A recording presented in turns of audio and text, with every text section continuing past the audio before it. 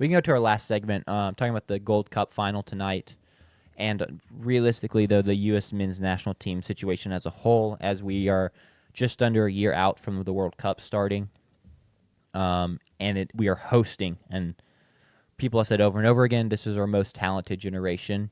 And so just a lot of stakes are on the line as we are hosting with a talented group of players. Hold on, give me just 1 second. So tonight we played Mexico in the Gold Cup finals. The Gold Cup is against teams that are all in CONCACAF. Yes, CONCACAF. Bang, CONCACAF. I don't know why I always mess that up. What did you call it, CONCACAF earlier? Yeah, every time I do. So it's a tournament we always play in, but I will say it's not the most talented federation. We're not playing in the South American Federation. We're not in Europe playing the big boys, right? And so that's kind of one of the first points I want to make is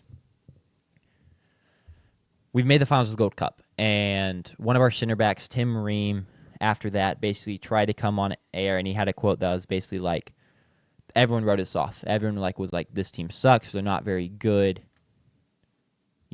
before we started, and now we're in the finals. Like, what are they going to say now, right? Congrats, y'all made the finals. For the U.S. in this federation and kind of this iteration of the team, that's a bare minimum. I'll go through the FIFA world rankings of all the teams we've played so far. So basically, FIFA just ranks all the countries in the world from best to worst.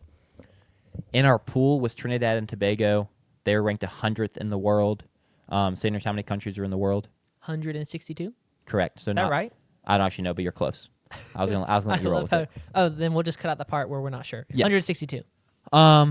So, and 100th, we played Saudi Arabia, who's 58th, and then we played Haiti, who's 83rd, right?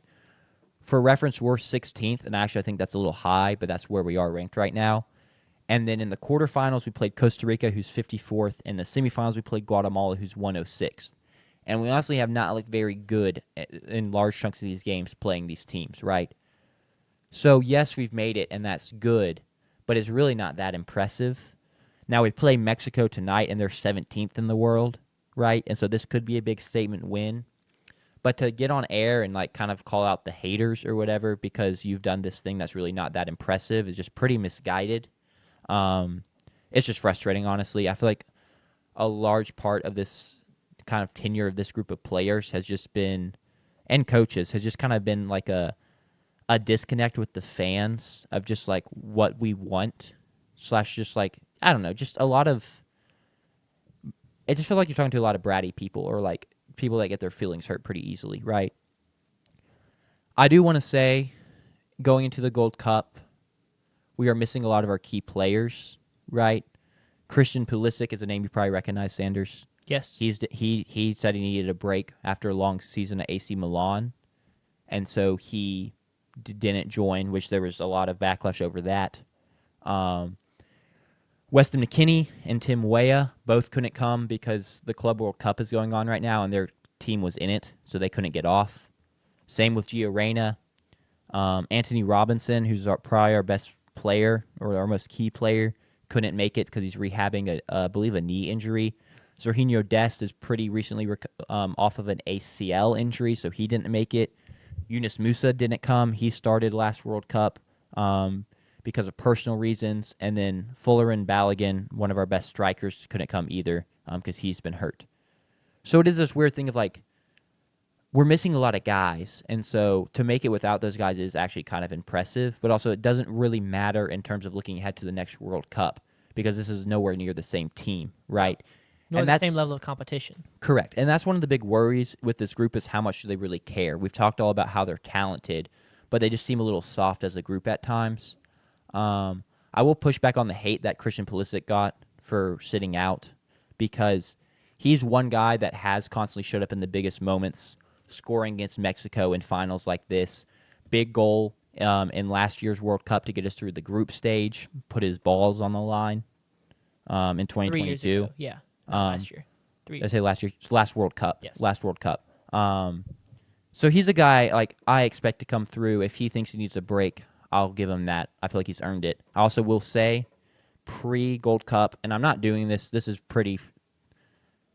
not the. I'm not laying out this information the best way possible, I guess. But right, we've been in the Gold Cup.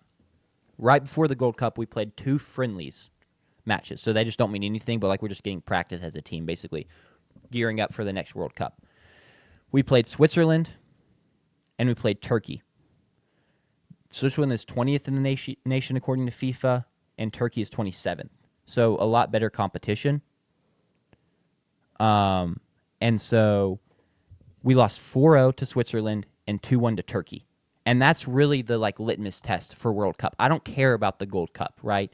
I don't care how we perform in the Gold Cup. These are the type of games we have to show up and perform well in and make statements, and that's our litmus test for where we are. Yeah. And it's pretty clear we're not up to standard. And yes, we're missing a lot of guys, but this is supposed to be our most talented generation, and we can't put out these good performances. And also, Pulisic offered to come to these 2 games because to him, these are the ones that mattered, gearing up for the World Cup. And our coach, Poch, basically was just no, if you're not going for the whole thing, we don't want you. And it's this is why, these are the games that matter, and we can't perform in those. And so that's why, going back to Tim Ream's comment about, what are they going to say now? It's yeah, you beat up on all the little patsies and CONCACAF, but you can't beat the big dogs. And so, why do we care as fans? And you have not looked good doing it. You're running out MLS players that aren't good, that make constant mistakes, and you're squeaking by these bad teams, and then you're going to try and talk shit. And we've not even played Mexico yet. We've not even played the one other good team in CONCACAF. I'm not even sure if we're a good team at this point, to be honest. Yeah. But it's just really frustrating to have this group that was highly touted, and we have guys playing internationally, right, for a good chunk of our guys play internationally for the first time ever. Typically, our couple best guys wouldn't have played internationally. Everyone else played MLS. We're undeniably more talented than we've ever been, but we just can't get our crap together to get ready. And to go to what Sven is saying in chat, our German State fan, that nobody takes the soccer team seriously, right? I completely agree, because we've not done what it takes to get to that point, because we can't get our own crap together.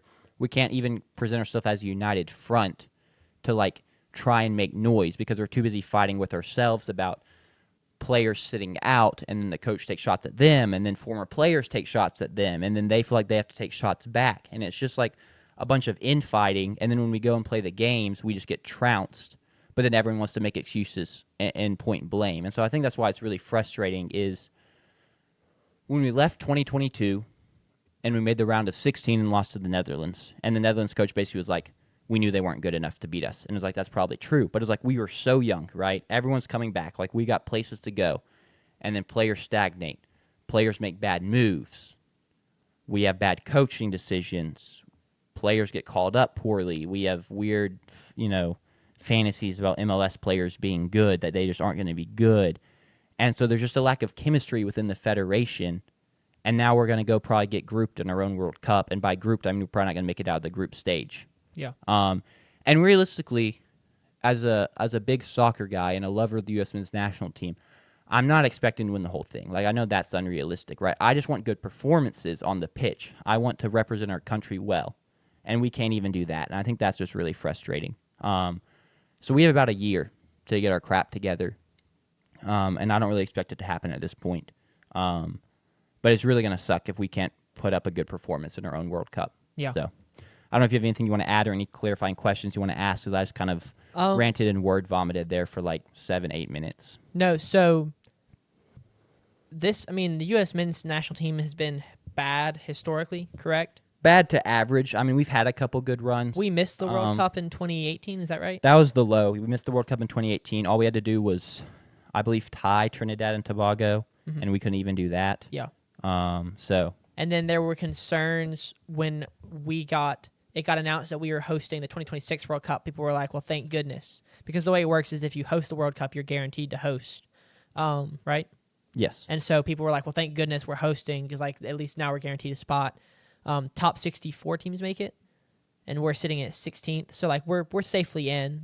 We're not as bad as we were in 2018. The rankings don't work like that necessarily, because you play games. You have to go through qualifying, and you play games, and you get 3 points for a win and stuff. Oh, okay. But since we host, we're automatically in. Yeah, but we're good enough to be in. Are we one of the top 64 teams? Yes. Even if I said earlier, I don't really think our ranking of 16 is accurate. If we have our full strength group, I think we'd be able to qualify. Yeah. Okay. Because also we're in a weaker group, and you play qualifying against your own group, right? If we had to try and qualify in Europe, I don't think we're making it. Yeah. But we don't have to qualify in Europe. So We have to qualify against these other CONCACAF teams. yeah, we would basically play the same teams we're playing in the Gold Cup. Okay. So we are not in the same low we were in 2018. But I mean, I worked at a summer camp in 2021, and I worked with a huge soccer guy, and I remember talking with him like for an hour, standing in line to go into the cafeteria to eat, and he was just like, yeah, like listing all these young guys that had just played in the 2018 World Cup and the 2020 Olympics maybe, or the 2021 Olympics. Yeah, because it was that summer was the Summer Olympics, so they were playing in the Olympics because soccer's Probably, yeah, sport. yeah. So he's just talking about like the future of the U.S. men's national team and how exciting it was, and I was just like, sick, all right, and then and it's just like no excitement from there on around the national team, and now kind of hearing why. It's kind of embarrassing to be a fan or to be a supporter. So Yeah, I mean, there's just no good publicity around it, really.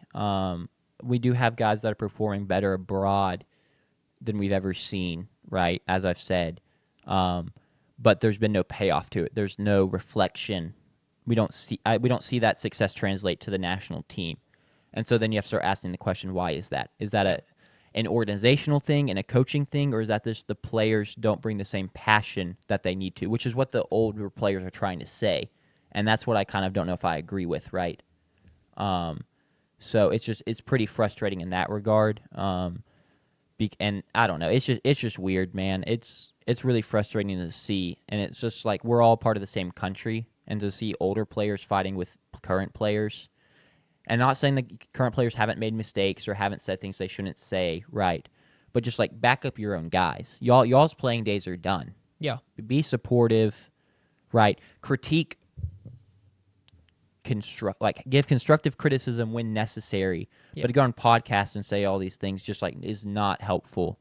yeah, So and the last thing I'll say, and we could try and wrap it up because I could talk about this for a long time and like lay out everything I think what was wrong, but that's just not helpful for this segment. we'll Don't do that when we preview the World Cup. Sure, next we don't year. develop talent well in America. Yeah, It's very pay to win in America in soccer. If you don't have money, you're not going to get good development. You're not going to go to all these camps and stuff. You don't really play. It's not the country sport, so you don't play it like at the park and stuff like growing up as a kid. Yeah. I really do think playing small side soccer early on is huge for development of technical abilities, first touch, being able to play fast, vision, and stuff like that. So playing even indoors, 7v7 or something like that as a young kid is very helpful instead of pushing them onto the big field as soon as possible. So there's a lot of issues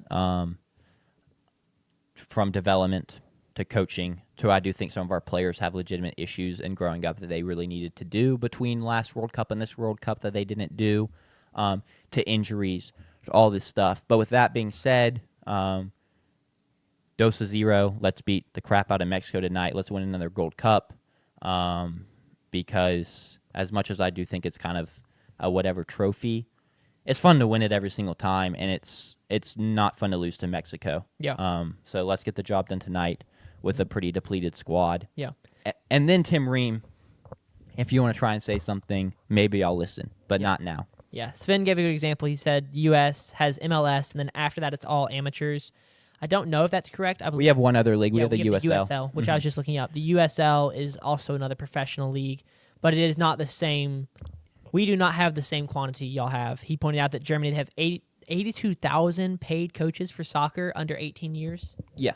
That's insane that they're paying 82,000. But I guess if you think about like 8U baseball coaches, like that makes sense. Yeah, and so you are right, Sven.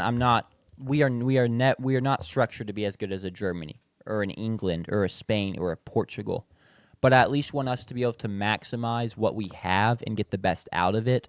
Yeah. And slowly look to build up and close the gap in terms of development and stuff like that to the standard of Germany and Argentina and Brazil and the best teams in the world.